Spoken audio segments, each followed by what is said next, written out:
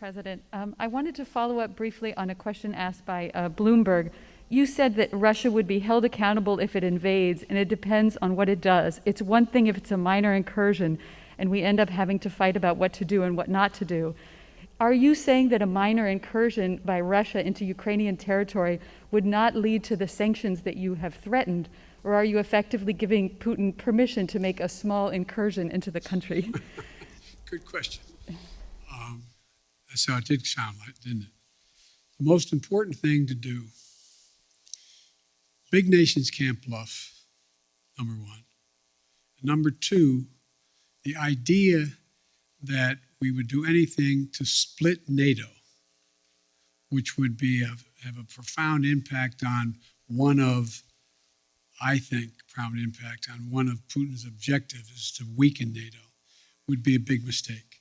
So the question is, if it's something significantly short of a significant invasion, or not even significant, just major military forces coming across. For example, it's one thing to determine that if they continue to use cyber efforts, well, we can respond the same way with cyber.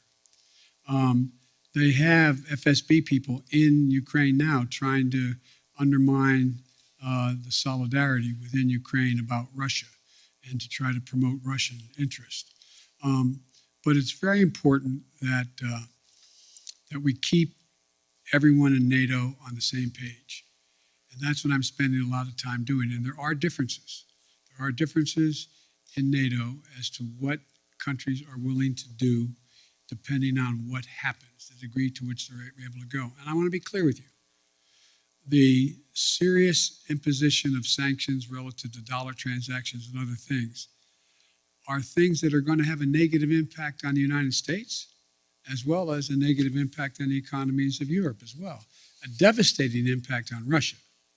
And so I got to make sure everybody's on the same page as we move along. I think we will if there's something where there's Russian forces crossing the border, killing Ukrainian fighters, etc. I think that changes everything.